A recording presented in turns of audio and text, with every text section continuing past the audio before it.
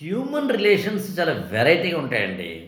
ఇప్పుడు మీరు గమనించారో తెలీదు కానీ, హ్యూమన్ రిలేషన్స్ అనేవి నువ్వు ఇష్టమైతే ఒకలాగా, ఇష్టమైతే ఒకలా ఉంటుందండి ఈ ప్రపంచం. ఎప్పుడైనా గుర్తుంచుకోండి.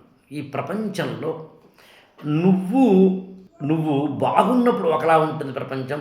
బాగా లేనప్పుడు ఒకలా ఉంటుంది.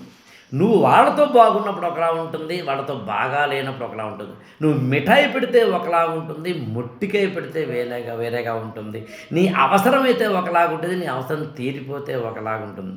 ఇలాంటి లోకంలో మనము ఉన్నాం. మనతో పాటు అందరూ ఉన్నారు. అందులో ఇప్పుడు హ్యూమన్ రిలేషన్స్‌లో నేను నమ్మే సిద్ధాంతం ఏంటంటే, ఇక్కడ ఏ హ్యూమన్ రిలేషను కూడా శాశ్వతం కాదు. ఇది ఫస్ట్ అనేసుకో, ప్రశాంతంగా ఉంటుంది. ఇవాళ నిన్ను పొగుడుతూ వచ్చిన వాడు రేపొద్దున తిడుతూ వెళతాడు. రాత్రైతే పగలు రాదా, పగలైతే రాత్రి రాదా. ఇవాళ నిన్ను తిట్టేవాడు రేపొద్దున పొగుడుతూ ఉంటాడు.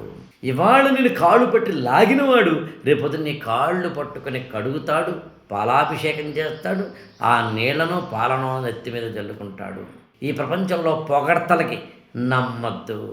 నువ్వు రాజాది రాజా అంటే నిజం అనుకోకు. నీ చుట్టూ చేరిన బెల్లంలా చేరిన వాడే రేపటి రోజున నిన్ను విడి వెళ్ళిపోతాడు.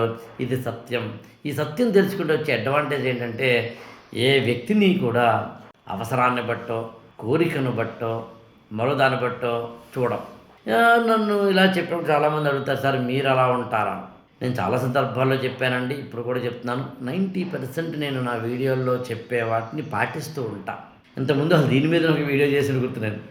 నేను ఉన్నంత 90%, ఒక 10% ఎబరేషన్ ఎక్కడైనా ఉంటుంది. నేను ఎవరైనా పొగిడితే పొంగిపోను, ఎవరైనా తిడితే కుంగిపోను, ఎవరైనా విమర్శిస్తే బాధపడను, ఎవరైనా ప్రేమిస్తే ఉబ్బి తబ్బిపోయిపోను.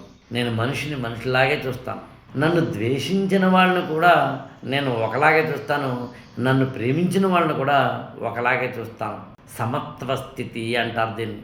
అందరూ ఒకలాగా, అందరిని ఒకలా చూడగలగాలి.